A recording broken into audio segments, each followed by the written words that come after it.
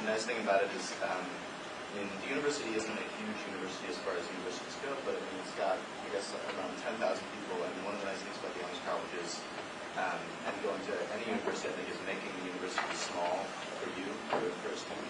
And I felt like an easy way to do that was to be in the Honors College, and obviously you're also surrounded with like-minded people who are motivated, and then also the teachers that are teaching in the Honors College also want to be teaching there. So you've got a bunch of people who want to be doing something that's like a little bit more accelerated, and the classes are a little bit geared to those people, and it's a nice way to obviously meet similar people, but it also helps make the university small for first-year students, I think, and gives them direction in a way that I think is helpful.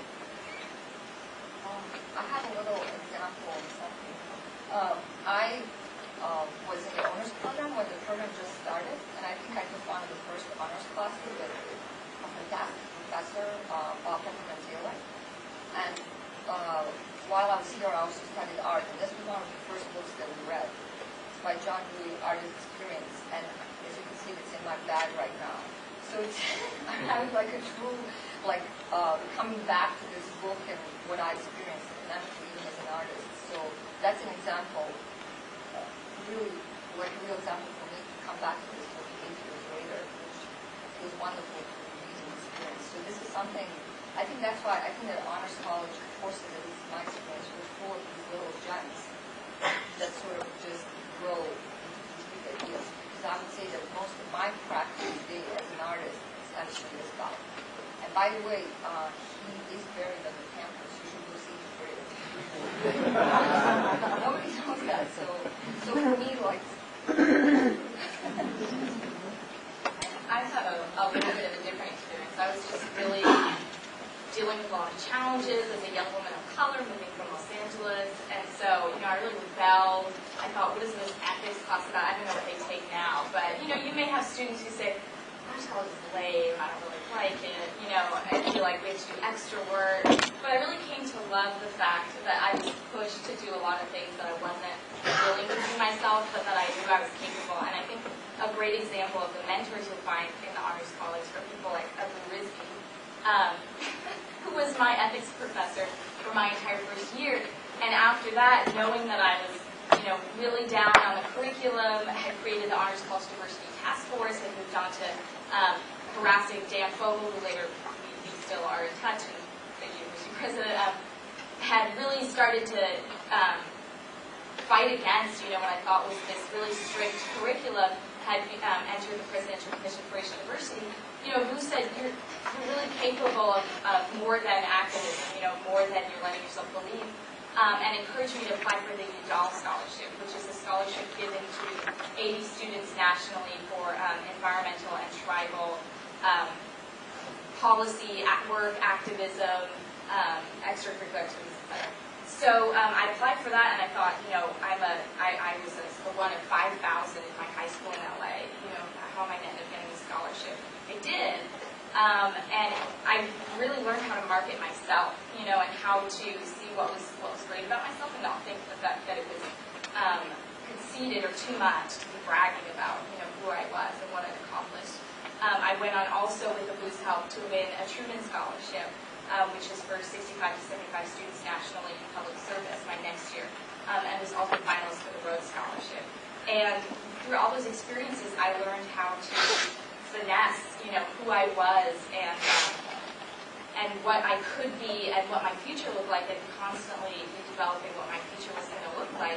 And I didn't end up getting the Rhodes, and Blue said, "You're crazy for running for office. You have a great academic opportunity ahead of you." But I did, and it actually helped me to know so much about who I was from pursuing a lot of these opportunities in the Honors College. And I would add, some of you are probably already getting excited about your thesis.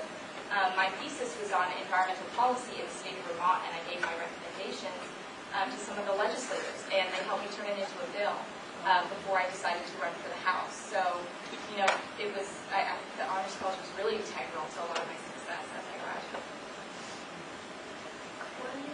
Yeah, I just wanted to talk more about the thesis aspect, because I know that most people haven't mentioned it. That was actually one of my favorite parts of the Honors College experience, because I know that I would have gotten into research anyway, just because that's, sort of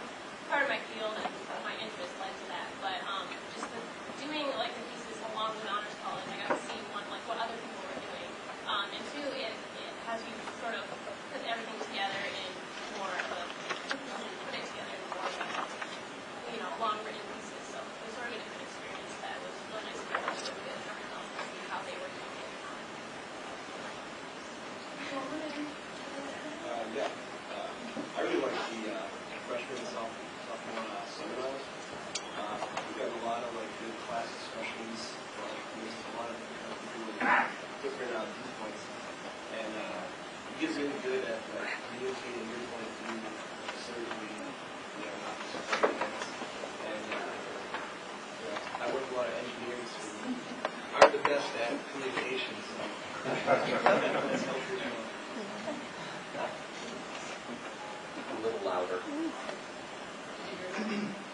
Yeah. We got it back here. That's great.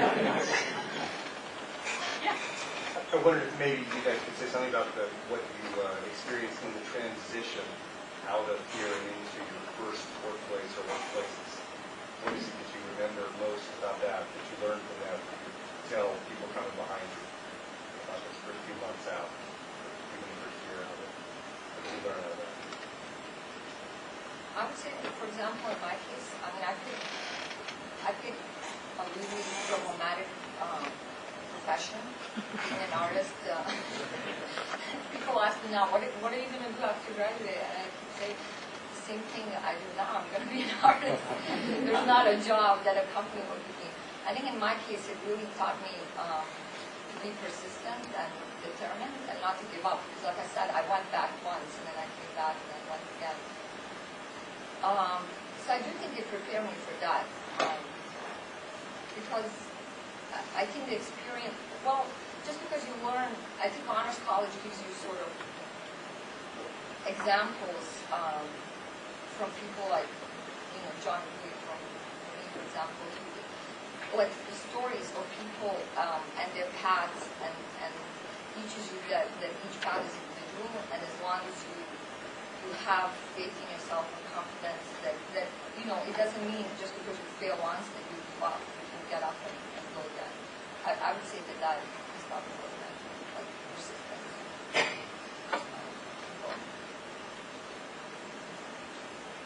I was thinking on the way here about how many advisors and mentors I had, because I had 2 degree programs. I was in honors college, doing all sorts of things. So I have 4 advisors, 3 academic thesis advisors. On top of that, mentors in the Center for Students of Color, here in the Rubenstein School.